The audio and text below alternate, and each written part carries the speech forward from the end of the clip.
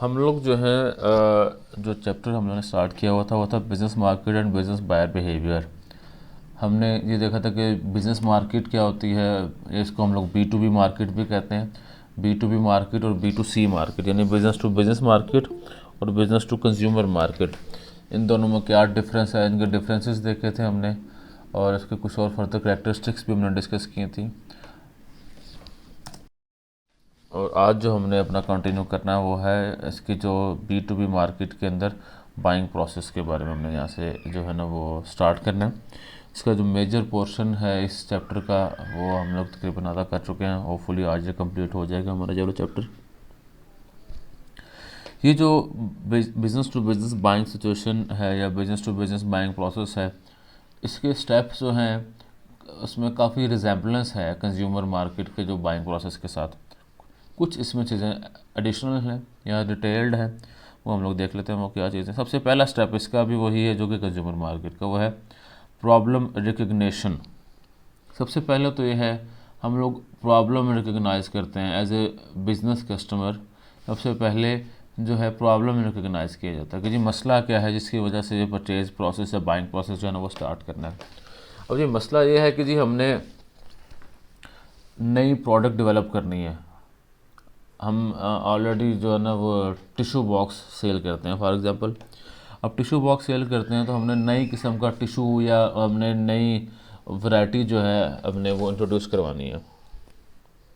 उसके लिए उसके लिए हमें एक वो चाहिए, एक मशीन चाहिए, एक जो है ना इक्विपमेंट चाहिए जो कि उस उन टिशू बॉक्स का जो डब्बा है यानी इसकी जो पैकिंग है वो पैकिंग बनाएगा। ये बेसिकली हमारी प्रॉब्लम है, हमें वो चाहिए, एक मशीन चाहिए जो कि उस पर्टिकुलर जो टिशू बॉक्स है उस पर्टिकुलर टिशू बॉक्स को पैक करने में हमारी हेल्प करे। अच्छा, ये तो हम हमारे पास आ गई जनरल प्रॉब्लम रिकग्निशन। अब इसके बाद है जनरल नीड डिस्क्रिप्शन। अब उसको हम फिर इस प्रॉब्लम को या इस ज़रूरत को डिस्क्राइब करते हैं, थोड़ा एक्सप्लेन करते हैं। अच्छा जी, मशीन चाहिए। अच्छा जी, मशीन चाहिए जी। अच्छा, मशीन के जो है ना वो उसकी क्या होनी चाहिए, उसकी स्पेसिफिकेशन की बात करूँ, उसकी जो है वो कितनी क्वांटिटी में चाहिए, किस तरह की चाहिए, ठीक है। और उसका जो होम कंट्री है, होम कंट्री कौन सा होना चाहिए, यानी कहाँ से इम्पोर्ट करनी है वगैरह। आपको इस टाइप की जो बेसिक जो नीड की ज़रूरत की जो डिस्क्रिप्शन है, यानी कि ये जो मशीन है, ये मशीन हमें किस चीज़ में हेल्प करेगी। ये मशीन हमें हेल्प करेगी कल को जी टिशू की पैकेजिंग में भी हेल्प करेगी। उसके बाद इसका जो बड़ा कार्टन है, बड़े कार्टन के अंदर पैकेजिंग में भी हेल्प करेगी। ये इसकी डिफरेंट किस्म की जो नीड्स की डिस्क्रिप्शन है इसमें।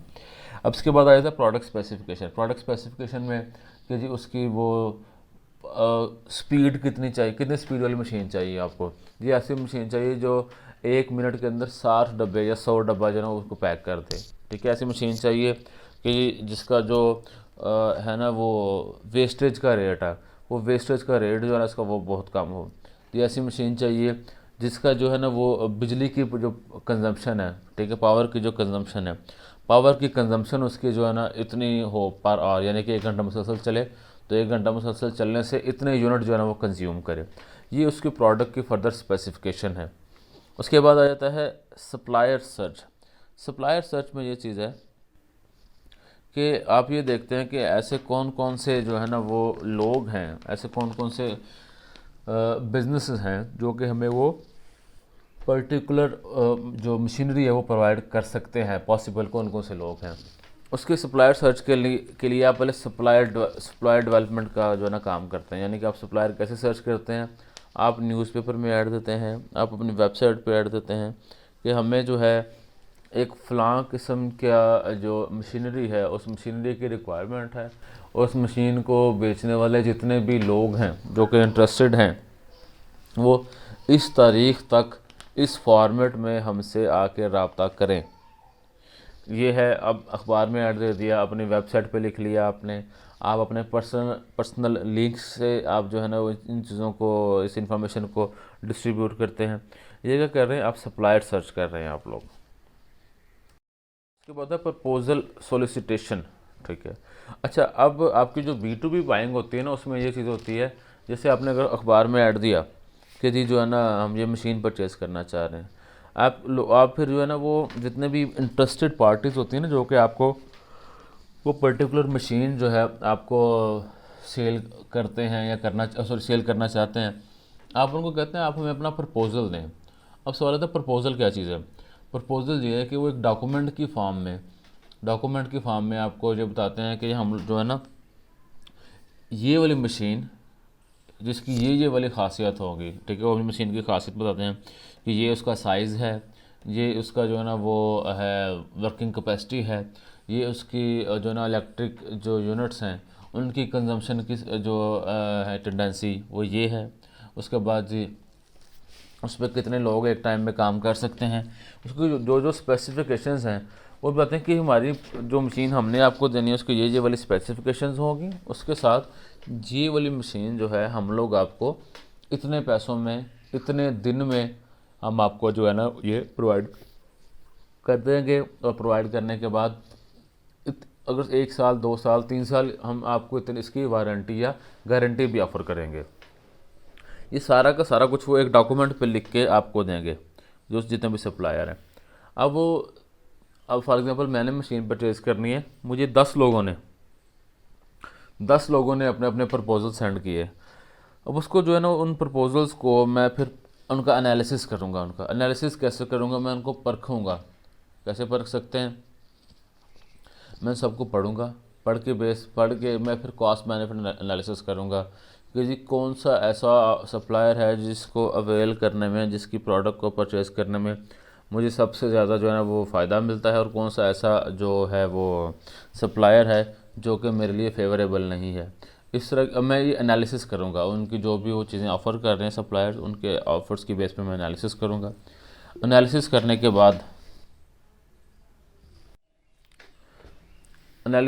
के बाद जो है फिर मैं सप्लायर सिलेक्ट कर लूँगा। सप्लायर सिलेक्शन की स्टेज आ जाती है। इट मींस कि जितने भी लोग हैं, जो इंटरेस्टेड पार्टीज़ हैं, जिन्होंने कि जी मेरे से रब्ता किया था कि जी आप हमसे मशीन परचेज़ करें, मैं उनमें से किसी भी एक पर्टिकुलर सप्लायर को या एक से ज़्यादा पर्टिकुलर सप्लायर को मैं जो है ना वो उनसे कॉन्टैक्ट कर लूँगा, उनसे रब्ता कर लूँगा कि जी हमें आपकी ऑफ़र पसंद आई है, आप जो है ना फिर हमसे डील करें इस चीज़ को। अच्छा, अब डील करें, कॉन्ट्रैक्ट करते हैं। आप कॉन्ट्रैक्ट करते हैं, फिर उसके बाद वो आ जाता है कि ऑर्डर रूटीन स्पेसिफिकेशन, कि अब ये जो चीज़ है कि आपने वो जो कॉन्ट्रैक्ट करना है उसके बाद वो कॉन्ट्रैक्ट आपका किस नेचर का होगा।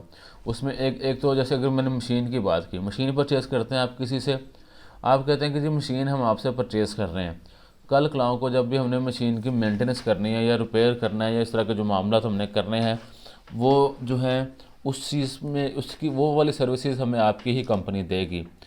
इस तरह के कॉन्ट्रैक्ट जिसमें हम लोग रेगुलरली या रूटीनली किसी एक कंपनी के साथ कॉन्ट्रैक्ट कर लेते हैं कि जी हमारी फ़लाँ जो मेंटेनेंस के और ऑपरेशन के जो मामलात हैं वो आपने ही डील करने हैं, ठीक है। इस तरह की जो सूरत हाल होती है उसको हम लोग बोलते हैं वो ब्लैंकेट कॉन्ट्रैक्ट्स होते हैं।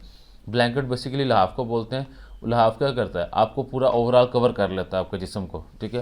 इसी तरह ब्लैंकेट कॉन्ट्रैक्ट का मतलब ये है कि ऐसा कॉन्ट्रैक्ट जिसमें आपके जो ना वो आपके सप्लायर के साथ ऐसा कॉन्ट्रैक्ट होता है कि वो through out your business life cycle या आपसे जो है ना वो लॉन्ग टर्म कॉन्ट्रैक्ट करते हैं कि भाई हमने ये चीज़ें आपसे परचेज़ करनी है, आपने कल को हमें ये वाली सर्विसेज प्रोवाइड करनी है। एक ये वाला कॉन्ट्रैक्ट भी हो सकता है।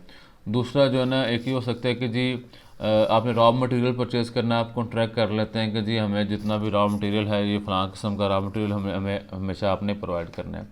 अच्छा, एक ये भी कॉन्ट्रैक्ट के टाइप है। कुछ कॉन्ट्रैक्ट्स ऐसे होते हैं कि जी वो जस्ट आप कहते हैं कि जी ये चीज़ हम आपसे परचेज़ कर रहे हैं, आपने ये चीज़ हमारी बिल्डिंग तक, हमारे बिज़नेस तक ये पहुंचा देनी है, उसके बाद आपका और हमारा ताल्लुक़ ख़त्म, ठीक है। ये भी जो है ना वो कॉन्ट्रैक्ट है।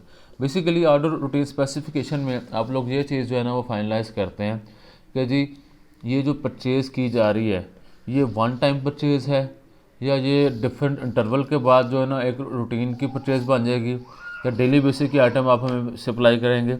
ये चीज़ें इसमें जो ना हम लोग तय करते हैं कि ऑर्डर की रूटीन क्या होगी। आप अपने सप्लायर के साथ डील करते हैं ये चीज़। उसके बाद जब चीज़ आपके पास फैसिलिटी पे पहुंच जाती है, आपके बिल्डिंग में, आपके ऑफिस में पहुंच जाती है, आप उसको फिर इस्तेमाल करते हैं। उसको इस्तेमाल करते हैं, इस्तेमाल करने के बाद आप उसके परफॉर्मेंस का रिव्यू देते हैं। Either you are satisfied with that particular product and supplier और you are not satisfied with that particular product और सप्लायर। फिर वो जो परफॉर्मेंस का रिव्यू है, वो परफॉर्मेंस का रिव्यू नेक्स्ट टाइम जब आपने उस टाइप की कोई चीज़ परचेज़ करनी होगी तो उस चीज़ के अंदर आपको हेल्प करेगी। ठीक है, ये आपका है परफॉर्मेंस रिव्यू। इस टाइप इसमें से जो बेसिस है, बेसिस इसकी वही तरीकाकार कंज्यूमर मार्केट का, लेकिन कुछ एडिशनल चीज़ें ये हैं कि हम लोग इसमें प्रपोजल मंगवाते हैं। ठीक है, और प्रपोजल हमारा जैसा कि एक बच्चे ने पूछा अभी कि लेटर जैसा होता है, जी ये एक लेटर जैसा डॉक्यूमेंट होता है, इसका एक स्पेसिफिक फॉर्मेट होता है प्रपोजल में। वो जो है ना कि जी उसमें बेसिकली होता है कि अगर मैंने फॉर एग्जांपल प्रपोजल सेंड करना है किसी एक कस्टमर को, तो मैं उसमें सबसे पहले कंपनी का बैकग्राउंड आता है कि जी ये मेरी कंपनी का बैकग्राउंड है, और कंपनी के बैकग्राउंड के बाद कि जी मेरा यहाँ पे मेरा ऑफिस है, ये चीज़ हम लोग बेचते हैं, इतने साल से हम लोग काम कर रहे हैं, ये वाले हमारे ऑलरेडी मेजर कस्टमर्स हैं। ठीक है, आपने उसके बाद फिर आता है कि जी इस पर्पज़ के लिए मैं आपको प्रपोजल लिख रहा हूँ कि हमने आपका जो है ना वो ऐड देखा था अखबार के अंदर। ठीक है, आपको ये चीज़ चाहिए थी। अच्छा, उसके बाद जी हम लोग जो है आपकी इस ज़रूरत को इस तरीके से पूरा कर सकते हैं, ये जो हमारी प्रोडक्ट की स्पेसिफिकेशंस होंगी, ये हम इतने प्राइस पे आपको जो है ना चीज़ प्रोवाइड करेंगे, इतने दिन के अंदर प्रोवाइड करेंगे, इसकी ये वाली हम लोग इन चीज़ों की वारंटी या गारंटी भी हम लोग आपको प्रोवाइड करते हैं। ये सारी चीज़ें इसको हम लोग बोलते हैं, ये प्रपोजल होता है। ठीक है, प्रपोजल मांगना, उनके बाद सप्लायर सिलेक्शन और ऑर्डर टू स्पेसिफिकेशन, ये कुछ 3-4 जो है ना ये एडिशनल पॉइंट्स हैं जो कि आपके B2B बाइंग प्रोसेस के अंदर कवर होते हैं।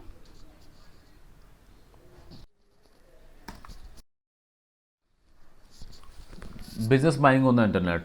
अच्छा, आप आपके इंटरनेट की वजह से हम लोग पहले भी इसको डिस्कस कर चुके हैं, इसी सब्जेक्ट में भी और भी सब्जेक्ट्स के अंदर आपसे जो है ना वो डिफरेंट टीचर्स ने इंटरनेट का रोल जो है आपकी जो बिज़नेस मैनेजमेंट है उसके अंदर इसका रोल उन्होंने लाजमी डिस्कस किया होगा। मार्केटिंग की एक्टिविटीज़ के ऊपर सबसे ज़्यादा इम्पैक्ट जो है ना हुआ है आपके इंटरनेट का। जिस तरह आप एक कंज्यूमर मार्केट के अंदर आप जो है पहले दुकानों पे जाते थे, चीज़ें परचेज़ करते थे, लेकिन आप घर बैठ के दराज पे, OLX पे, आप जो है ना इस तरह की वेबसाइट्स पे, अमेज़ॉन वगैरह पे आप लोग अपने पर्सनल इस्तेमाल की चीज़ें मंगवाते हैं या मंगवा सकते हैं। ठीक है, starting from shoes to your hair pin everything. ठीक है, आप जो है ना ये चीज़ घर बैठे परचेज़ कर सकते हैं।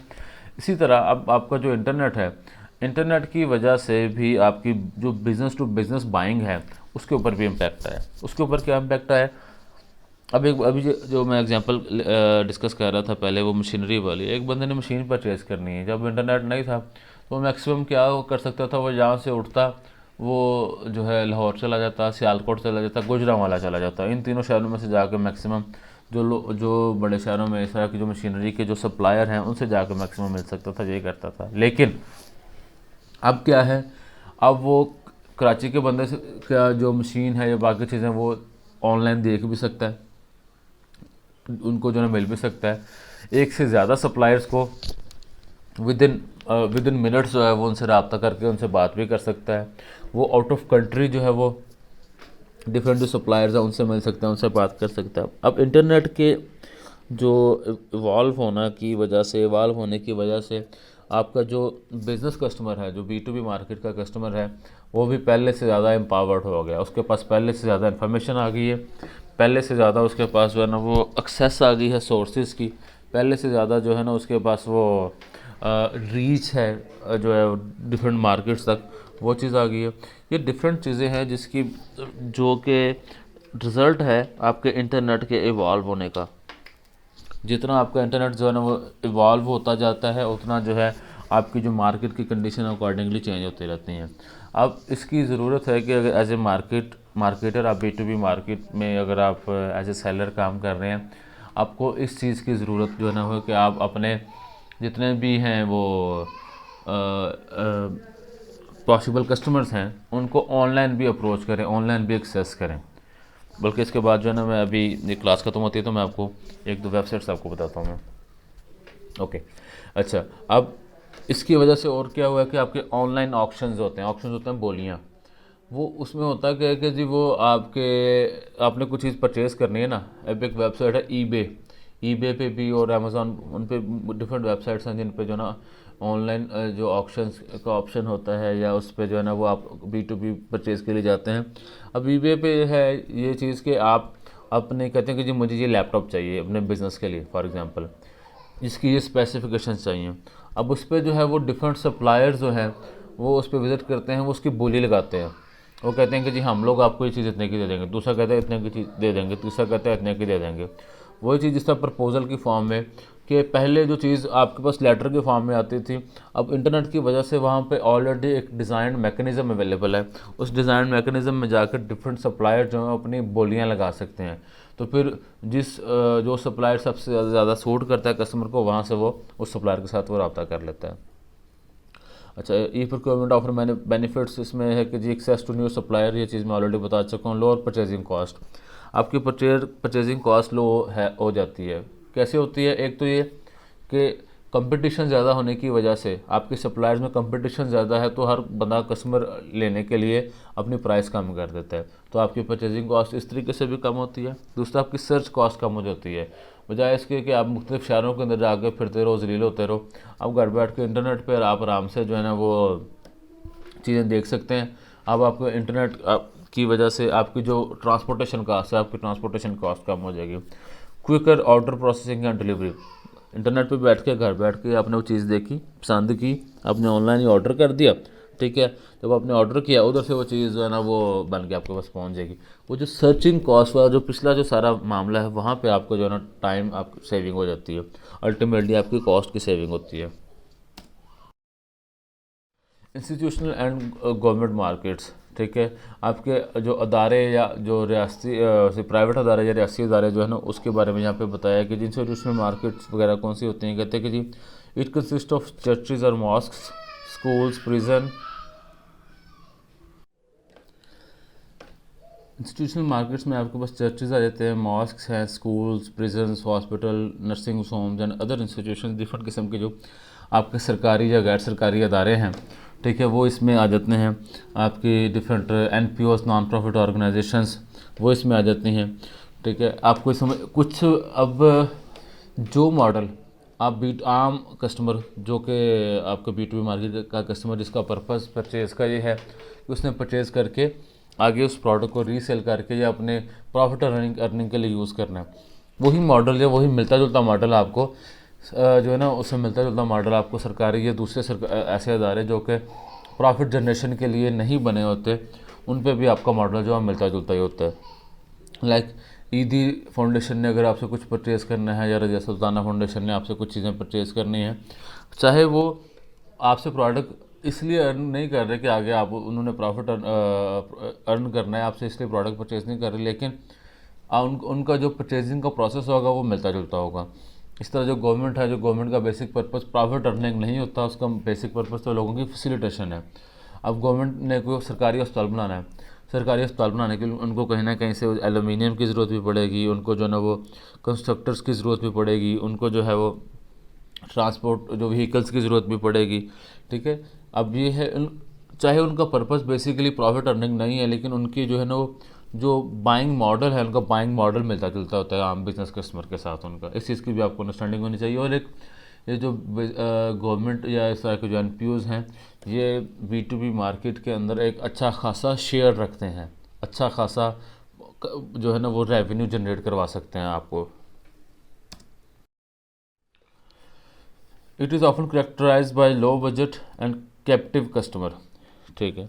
अच्छा, ये आमतौर पर जो ना कहते हैं इनकी जो करेक्टरिस्टिक्स है कि इनके पास, जैसे मैं भी वो ईदी फाउंडेशन की बात कर रहा था कि इनके पास जो है वो इनका बेसिक पर्पस प्रॉफिट अर्निंग नहीं है, लोगों की खिदमत इनका पर्पज़ है, तो इनके पास आमतौर पर बजट जैसे कम है।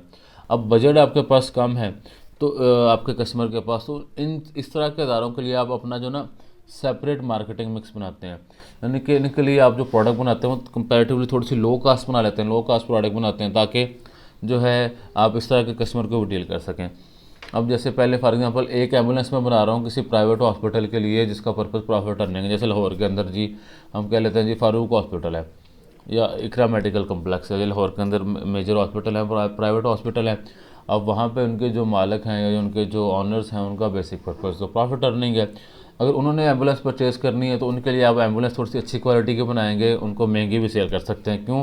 क्योंकि दे कैन अफोर्ड इट। लेकिन ऑन द अदर हैंड अगर ईदी फाउंडेशन है, ईदी फाउंडेशन को आपने एम्बुलेंस सेल करनी है आपने, तो आपको पता है कि जो उनके पास इतना बजट नहीं है, उनकी सारी की सारी जो फाइनेंसिंग है वो डोनेशन की बेस पे है। अब डोनेशन की बेस पे तो डोनेशन इतनी जल्दी से, इतनी जल्दी, इतनी आसानी से, इतनी ज़्यादा क्वांटिटी में इकट्ठा करना उनके लिए पॉसिबल नहीं है। तो आप उनके लिए एम्बुलेंस बनाएंगे जिसके अंदर फैसिलिटीज़ कंपैरेटिवली कम होगी, जिसकी प्रोडक्शन कॉस्ट कंपैरेटिवली कम होगी। इनके लिए आप जो है ना वो कंपैरेटिवली बनाते हैं। उनका जो मार्केटिंग मिक्स है बाकी से तो थोड़ा डिफरेंट होता है। अच्छा, अब इसमें एक वर्ड यूज़ किया गया कैप्टिव कस्टमर। कैप्टिव कस्टमर से मुराद कि कस्टमर बाउंड होता है due to his limited resources. Customer bound होता है कि वो कोई ज़्यादा अच्छी क्वालिटी की या ज़्यादा महंगी प्रोडक्ट जो है ना वो परचेज़ नहीं कर पाता या नहीं कर सकता, क्योंकि उसके ऊपर चेक एंड बैलेंस बहुत ज़्यादा है due to some limited resources. तो इसलिए आपको इसका जो मार्केटिंग मिक्स है वो अलग से डिज़ाइन करना पड़ता है।